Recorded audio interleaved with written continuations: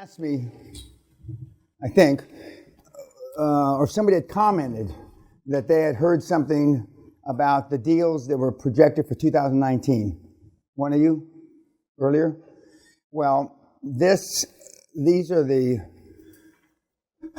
report just ended for 2018, which were the top sectors that were invested in, and this is just for your perusal to see. If you had been here a year ago and you had listened to me, the operative word is listen to me, you would have partaken in this. Take one and pass it around, please.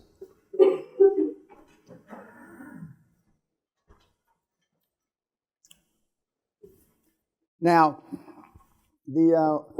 what's the takeaway from our pugilistic endeavors? Anybody? Yes, sir. It's fun. Pardon? Unfit. Yes.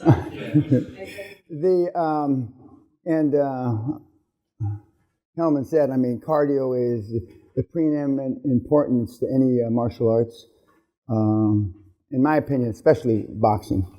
And for those of you that are going to go back, and I've been telling the YouTubers this and the seminar guys, and do anything to step outside your comfort zone, I prefer you box. And if you're a big guy, box with a flyweight or lightweight that can make you react quicker, okay? And you'll build up your cardio and your reflexes.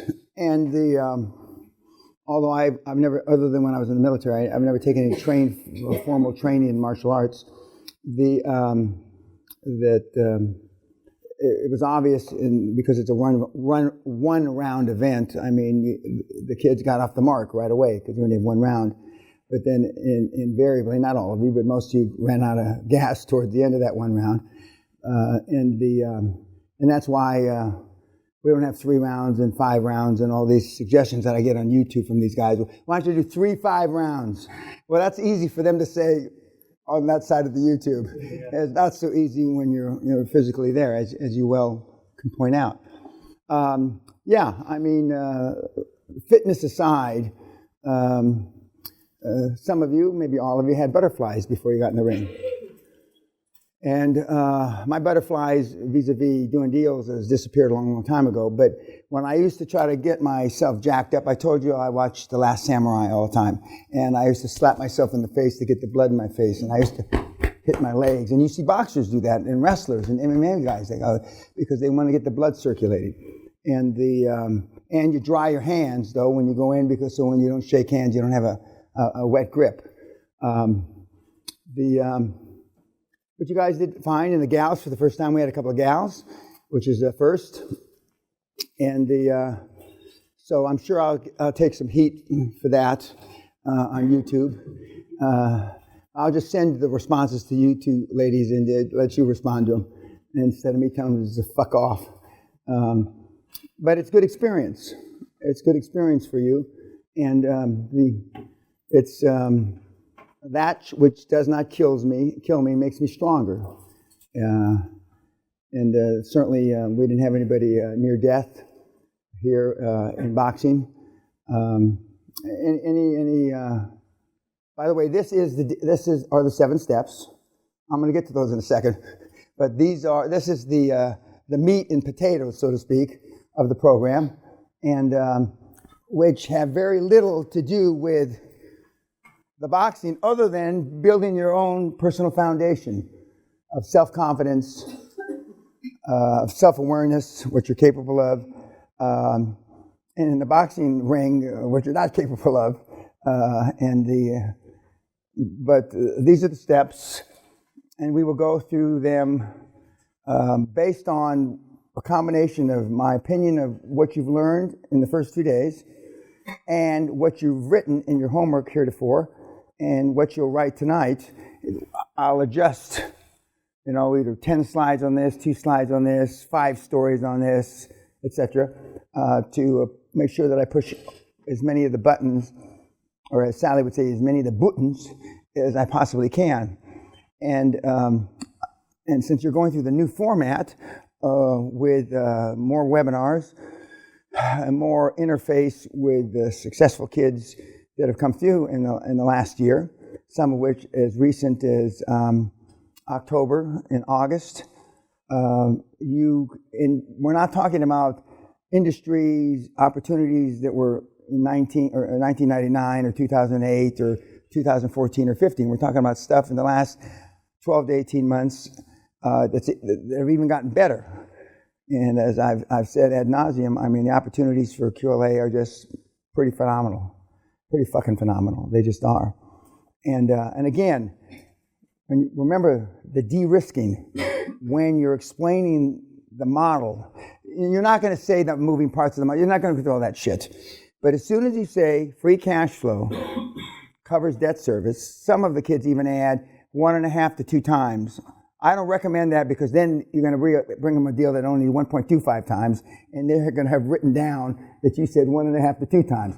So I wouldn't elaborate on how many times cash flow, but when free cash flow covers debt service, and they will intellectually understand, and you're buying revenue, they will intellectually understand, because even the dumbest banker is numerate, meaning they're pretty good with numbers, that you unlevered, de-risked, because somebody has already spent all that money producing that first 50,000, 100,000, 500,000, first $1 million in revenue.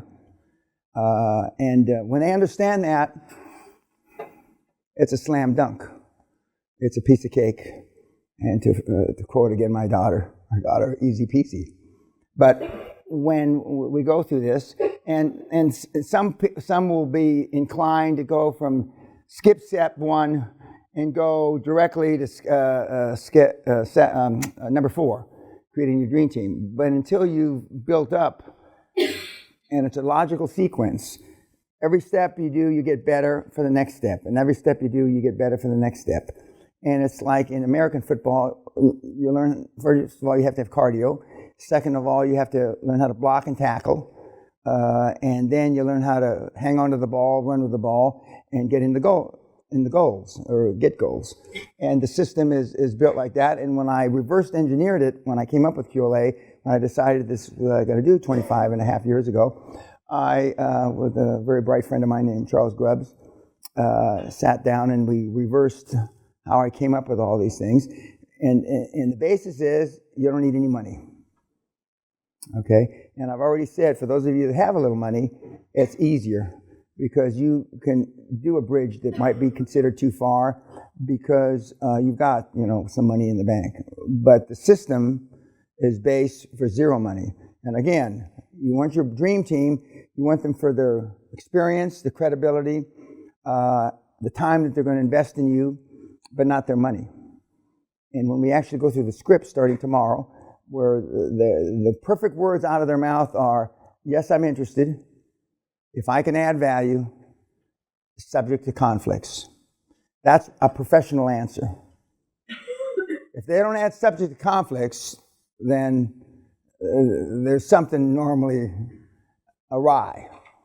But any of these people that you're going to talk to will understand subject to conflicts, meaning are they in a business that's competing, et cetera, et cetera.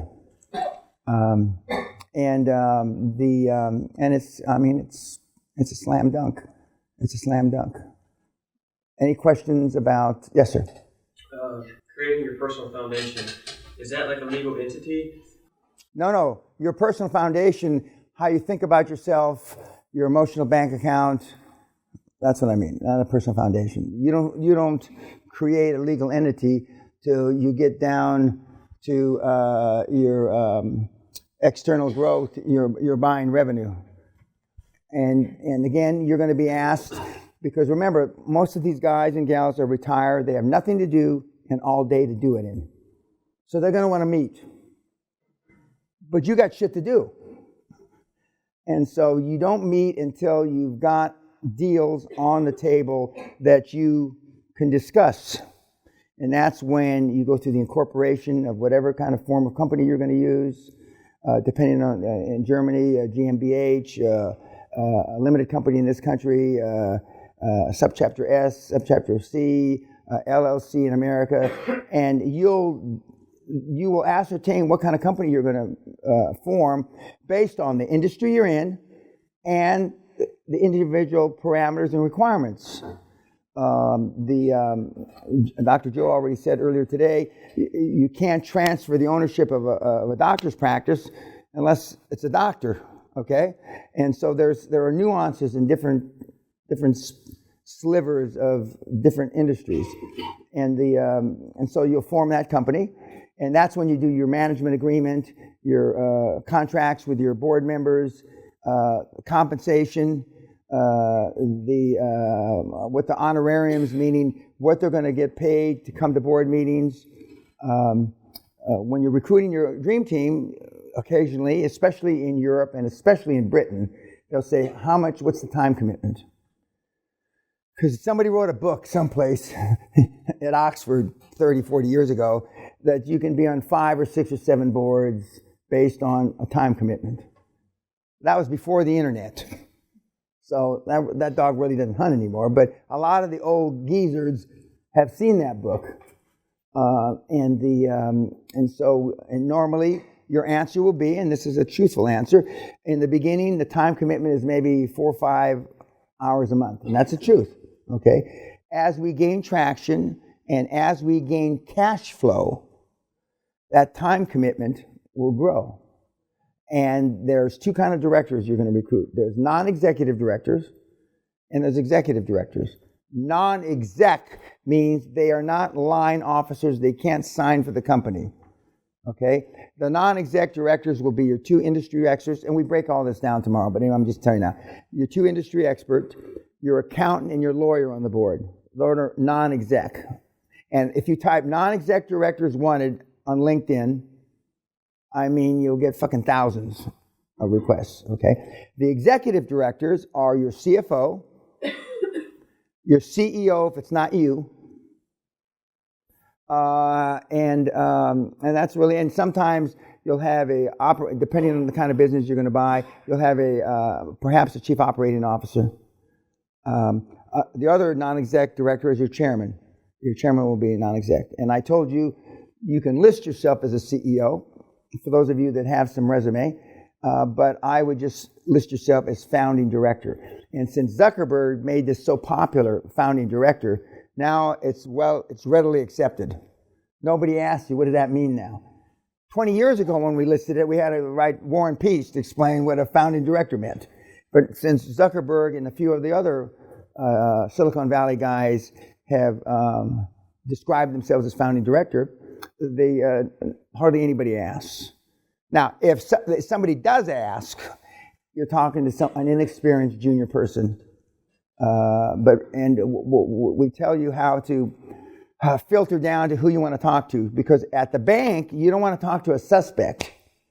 You want to talk to a prospect that can actually make a lending decision. And when you call the banks and say, this is Bank of America, and I said, I'd like to talk to somebody in healthcare, so they'll put you on to a business generation officer, which is just a salesman.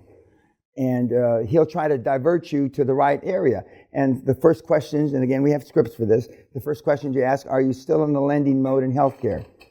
I see that you just did a giant ad in the Wall Street Journal for $7 billion in healthcare, okay? And they'll say yes. And then he'll say, or she'll say, what area of healthcare? And you'll say radiology, or you'll say assisted living, whatever you say, okay? And they'll say yes, just a moment, and put you on hold, and then she'll read her script and figure out who to divert you to.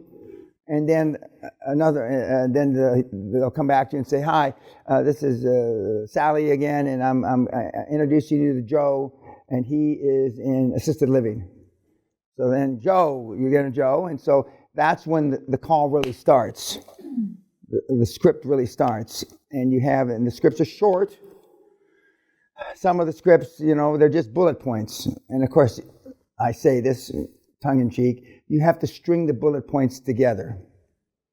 One bullet point will say free cash flow, and another bullet point will say bedpans. And you got to put a sentence in between. You don't just say... Now, you laugh, guys, but I've seen it all. You write the letters to these people. I tell you not to say anchor chairman. you'll go, Dear Anchor Chairman. Dear Anchor Chairman. That's not what he is. He's anchored to you, but his title is not Anchor Chairman. Okay? And then some of the other templates have my vulgarities in it. And occasionally, because you just cut and paste, I'll get a nasty phone call from somebody, from Barclays, because somebody just cut and pasted something from mine that I used. And what I write and what you write are two different things, because I can get away with murder almost. And so, but you'll have to string these sentences together.